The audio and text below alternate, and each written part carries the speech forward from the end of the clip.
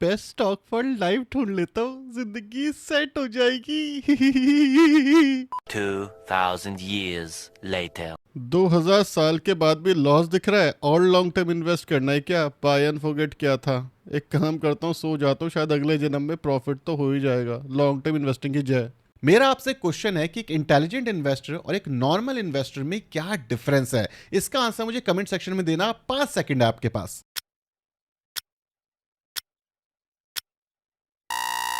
I hope आपने comment कर दिया होगा। एक इंटेलिजेंट इन्वेस्टर हमेशा शुरू करता है एक स्ट्रेटेजी के साथ कि एग्जैक्टली उसका गोल क्या है और उस गोल के अकॉर्डिंग वो स्ट्रेटेजी बिल्ड करता है। उस स्ट्रेटेजी के बेसिस के ऊपर वो स्टॉक्स ढूंढता है, कंपनीज ढूंढता है और उसके बाद वो देखता है कि क्या वो कंपनीज जो उसकी स्ट्रेटेजी में फिट हो रही हैं, क्या उनका लॉन्ग टर्म प्रोजेक्शन अच्छा दिख रहा है या फिर नहीं दिख रहा, जो कि पीटर लिंच ने अपने इंटरव्यूज में और बुक्स में शेयर करा है। सेम तरीके से वॉरेन बफे ने बुक्स में और इंटरव्यू में शेयर करा है, राकेश जुनवाला ने बुक में और इंटरव्यू में शेयर किया है। ये मैं आपके साथ शेयर करने वाला हूं पूरा एंटायर प्रोसेस, और इसको हम टाइम के साथ साथ रिफाइन भी करते रहेंगे। तो सबसे पहला स्टेप है कि हमें अच्छी कंपनीज ढूंढनी है। अब इंडियन स्टॉक मार्केट में 5000 से ज्यादा कंपनियां लिस्टेड हैं और मेजॉरिटी ऑफ द कंपनियां इन्वेस्टेबल नहीं है। हार्डली 500 इंडियन कंपनियां हैं जिसके अंदर हम इन्वेस्ट कर सकते हैं और ग्रोथ पोटेंशियल रख सकते हैं। अब उन 500 कंपनीज में से भी करंट मार्केट सिचुएशन के हिसाब से कौन सी कंपनी अच्छा परफॉर्म कर रही है, किस कंपनी में एफआईआई, डीआई, इवन प्रमोटर काफी ज्यादा इंटरेस्ट ले रहे हैं, ये ढूंढना सबसे ज्यादा इंपॉर्टेंट है, क्योंकि 500 कंपनीज को तो आप एनालाइज नहीं कर सकते। तो इसके लिए सबसे पहले हमें एक स्क्रीनर बनाना है ताकि हम अच्छी कंपनीज को ढूंढ पाए। तो स्क्रीनर के लिए मैं यूज करता हूं शार्पली का। स्क्रीनर पे क्लिक करूंगा और क्रिएट न्यू पे क्लिक करने वाला हूं।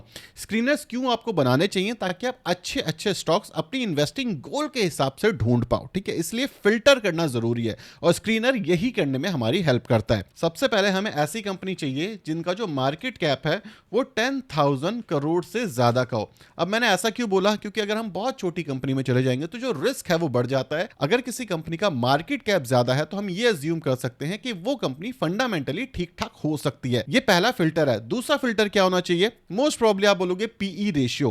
पीई रेशियो एक राइट मैट्रिक नहीं है, तो इसलिए मैं पीई नहीं, मैं पीईजी रेशियो यहां पर सेलेक्ट करने वाला हूं।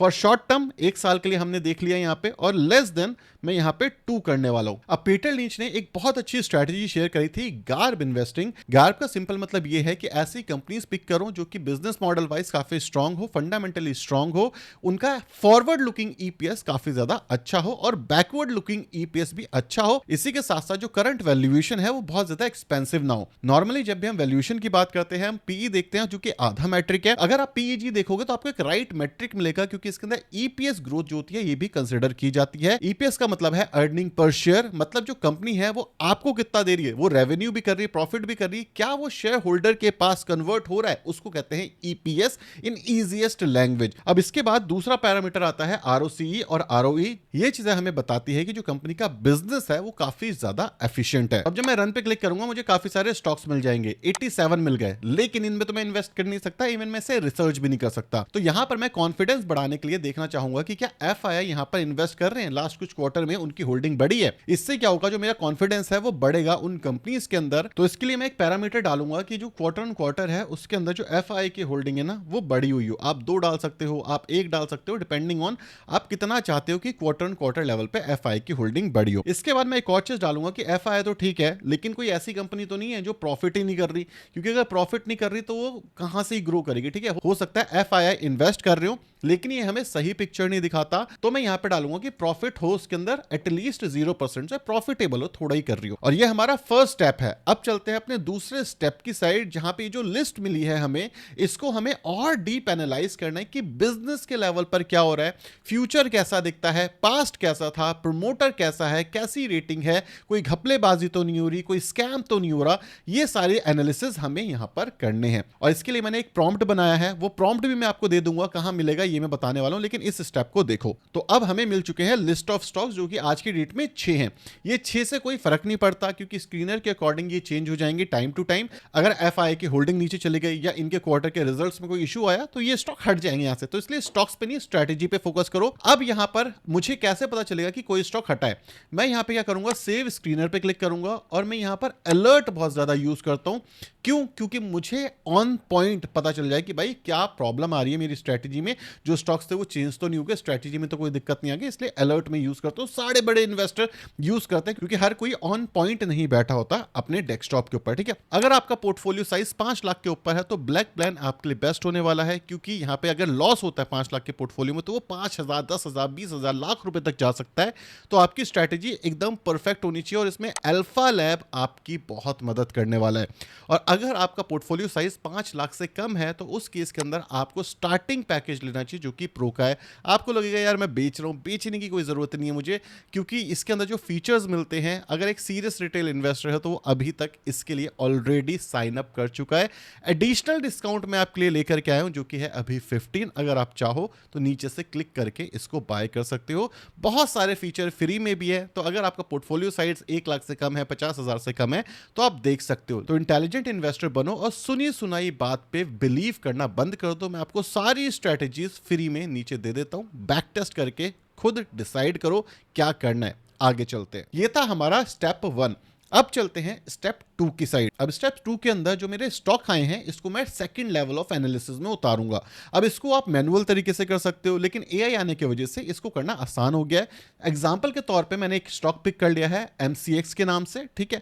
अब मैं यहाँ पे क्या करूंगा, मैं इसके रिसोर्सेज पे क्लिक करूंगा और यहाँ पर जो लेटेस्ट डेटा है मेरे पास 3 फेब का, इसको मैं सेव कर लूंगा। सेव एज पे क्लिक करूंगा और यहाँ पे मैंने ऑलरेडी करा हुआ है, लेकिन आपके लिए मैं दोबारा से कर लेता हूँ MCX2 के नाम से, ठीक है। यहाँ पे हमने सेव कर लिया अपने एक फोल्डर के अंदर। अब इससे क्या पता चलेगा जो मैनेजमेंट है उसका क्या कहना था उसके कॉन्फ्रेंस कॉल के अंदर, क्योंकि मैनेजमेंट बहुत सारी चीजें बताता है जो आपको और मुझे नहीं पता चलती, जो बड़े बड़े एनालिस्ट को हमसे आगे पहुंचा देती है, राइट। क्योंकि न्यूज के अंदर भी सारी चीजें कवर नहीं होती, लेकिन न्यूज क्या कह रही है या जो अलग रिसर्च पेपर पब्लिश होते हैं वो क्या कह रहे हैं, इसको कवर करने के लिए हमने एक एआई का प्रॉम्प्ट लिया है। अब मैं आ चुका हूं जेमिनाई के ऊपर, लेकिन कोई भी एआई टूल आप यूज कर सकते हो। इसके अंदर एक फीचर आता है डीप रिसर्च का। इसके बाद मैं यहां पर प्लस पे क्लिक करूंगा और अपनी फाइल अपलोड करूंगा, ठीक है। ये वाली फाइल मैंने बनाई थी, इसको मैं अपलोड कर देता हूं, ठीक है। अब इसके बाद मैं प्रॉम्प्ट डालने वाला हूं। मैं स्क्रीनर पे आऊंगा, इसका लिंक मैं आपको डिस्क्रिप्शन बॉक्स में दे दूंगा। यहां पे देखो प्रॉम्प्ट स्टार्ट लिखा हुआ है, यहां से लेकर के कॉपी करना है रेटिंग के बेसिस पे और यहां तक कॉपी कर लेना है, ठीक है। एक डिटेल प्रॉम्प्ट है। इसके बाद क्या करना है, हमें वापस इस पर आना है, अपनी जेमिनाई पे प्रॉम्प्ट को पेस्ट करना है। जैसे इस पे आप क्लिक करोगे, इस पीडीएफ के अकॉर्डिंग मार्केट में क्या हवा चल रही है इस कंपनी के बारे में, उसके अकॉर्डिंग ये मुझे एक डीप एनालिसिस करके दे देगा। ये सेकंड लेवल है, ये भी फाइनल स्टेज नहीं है। फाइनल स्टेज क्या है वो मैं आपको बताने वाला हूं। अब इसमें क्या हम करने की कोशिश कर रहे हैं, हम ये जानना चाहते हैं कि भाई मार्केट में क्या चल रहा है। मैं कह रहा हूं स्टार्ट रिसर्च, इसने अपने हिसाब से मेरी क्वेरी के हिसाब से लेटेस्ट डेटा के ऊपर स्टार्ट रिसर्च कर दी है। अब ये जो इसका फाइनल आउटपुट आएगा, इसके अंदर ये आपको रेटिंग भी दे देगा, मैनेजमेंट क्या कह रहा है, कॉन्फिडेंस क्या है, बिजनेस का आउटलुक क्या है, एक्सपेंसिव है नहीं है, मैनेजमेंट की एक्सपेक्टेशन क्या है, फ्यूचर में कैसे ग्रो करेगा, ये सब आपको मिल जाएगा। अब यहां पर आपको इसको थोड़े से टाइम के साथ पढ़ना है या फिर इसके बाद एक और प्रॉम्प्ट डाल देता है समरी, ये आपको दे देगा। तो अगर आप किसी भी स्टॉक में इन्वेस्ट करने वाले हो तो मैं बोलूंगा यहां पे आपको अपना टाइम लगाना चाहिए। जो इसने आउटपुट दिया इसको रिसर्च बैक के साथ पढ़ना चाहिए और ये आपको सोर्सेज भी दे देगा, उस सोर्सेज पे क्लिक करके क्रॉस चेक भी करना चाहिए। ये मैनुअल इंटरवेंशन है जो आपको करनी पड़ेगी। अब इसके बेसिस पे आपको ओवरऑल एक होलसम पिक्चर मिल जाएगी कि कौन से स्टॉक्स अच्छे हैं, कौन से स्टॉक्स बुरे हैं, कौन से स्टॉक्स के अंदर जो इंडस्ट्री है वो ग्रो कर रही है और कौन से स्टॉक्स की जो इंडस्ट्री है वो गिर रही है। अब इसके बाद हमें शार्पली पे आना है, एनालिसिस पे क्लिक करना है। अब यहाँ पे हमें एक स्टाइल बॉक्स दिखता है, स्टाइल बॉक्स के अंदर जितना ज्यादा सुपर स्ट्रॉन्ग स्टॉक होगा वो आपको दिख जाएगा। क्यूवीएम फ्रेमवर्क भी दे देते हैं, क्वालिटी वैल्यू मोमेंटम में क्या स्कोर कर रहा है, और इसके बेसिस के ऊपर आपको ये पूरी की पूरी एनालिसिस एक क्लिक के अंदर आपको मिल जाती है। अब यहाँ पे आपको 3 मेजर ट्रिगर पॉइंट्स मिले। पहला क्या कि एफआईआई बाय कर रहे हैं इन सारी कंपनीज को। दूसरा ट्रिगर पॉइंट मिला कि आपने खुद रिसर्च करी, उसके बाद आपको कॉन्फिडेंस आया। तीसरा मेजर पॉइंट मिला कि आपको शार्पली पे भी एनालिस्ट का एक आउटलुक मिल गया। तो अब आपको उस स्टॉक के ऊपर कॉन्फिडेंस आएगा क्योंकि आप उसका बिजनेस मॉडल समझते हो और क्यों खरीद रहे हो या क्यों बेच रहे हो ये आपको समझ आएगा। अब इस एनालिसिस के बेसिस के ऊपर मैं आपके साथ 3 स्टॉक्स डिस्कस करूंगा, कोई बाइंग और सेलिंग रिकमेंडेशन नहीं है, और मेरा आउटकम क्या आया ये मैं आपके साथ डिस्कस करता हूं। तो सबसे पहला स्टॉक है हमारा MCX। MCX जो है ये मल्टी कमोडिटी एक्सचेंज है। बेसिकली इसका बिजनेस मॉडल क्या है? इसका बिजनेस मॉडल है कि आप यहां पर आ सकते हो, कमोडिटीज को बाय और सेल कर सकते हो। इंडिया के अंदर one of the biggest commodity exchange के अंदर से ये कंपनी आती है।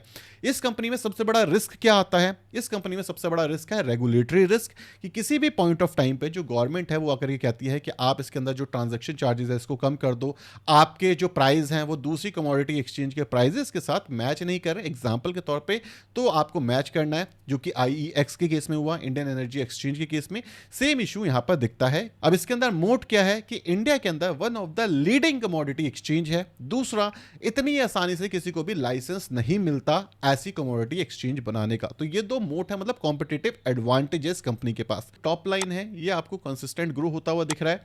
इसके बाद जो यहां पर इसका बॉटम लाइन है जिसको हम पैट कहते हैं, ये आपको कंसिस्टेंट ग्रो होता हुआ दिख रहा है। बीच में डिप होता है, फिर वापस से रिकवरी आती है, लास्ट कुछ टाइम से अच्छा चल रहा है। इसी के साथ साथ जो आपकी EPS ग्रोथ है ये भी कंसिस्टेंट तरीके से ग्रो होते हुए दिख रही है हमें। तो ये हमारे लिए एक अच्छा पॉजिटिव साइन है। अब मैं आपको अपना दूसरा स्टॉक बताता हूं जो कि मेरी वॉच लिस्ट में है। इसका नाम है home first finance company India limited.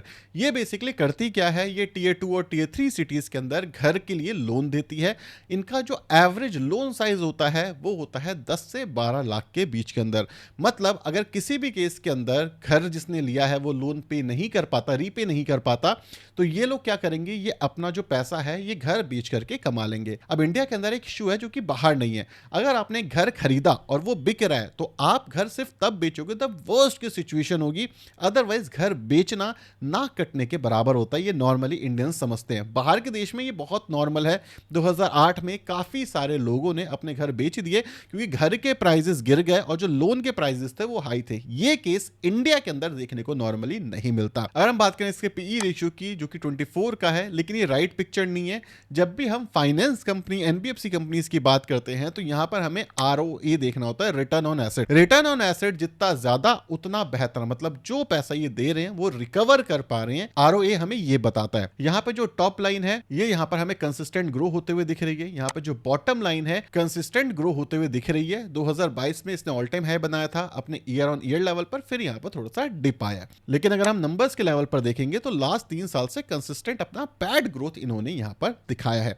अब पैड ग्रोथ काफी सारे फैक्टर्स पे डिपेंड करेगा, जैसे कि अगर इंटरेस्ट रेट हाई हो गए तो पैट इनके गिर जाएंगे, अगर इंटरेस्ट रेट कम हो गए तो पैट यहां पर इनका बढ़ जाएगा। तो ये सारी चीज आपको सेकंड स्टेप के अंदर पता चल जाएगी। उस एनालिसिस के अंदर से ये रिपोर्ट निकल करके आती है, और ये सिंपल रीजन भी है क्योंकि अगर इनकी बोरोइंग कॉस्ट कम होगी तभी इनके ऑपरेटिंग प्रॉफिट मार्जिन बढ़ेंगे। अगर इनकी बोरोइंग कॉस्ट ज्यादा होगी तो इनका जो ऑपरेटिंग प्रॉफिट मार्जिन है वो कम हो जाएगा। बोरोइंग कॉस्ट का क्या मतलब है कि होम फर्स्ट फाइनेंस कितने पैसे पे लोन खुद उठाता है और कितने पैसे पे आगे देता है, यही इनका सिंपल सा बिजनेस है। अगर हम यहाँ पे एनालिसिस की बात करें तो स्टाइल बॉक्स के अकॉर्डिंग ये न्यूट्रल है, QVM फ्रेमवर्क के अकॉर्डिंग यहाँ पे वैल्यू थोड़ी सी कम है। तो मोटा मोटा आपको ये स्टॉक अच्छा लग रहा होगा, लेकिन अभी भी लोग यहाँ पे लॉस कर सकते थे। कैसे?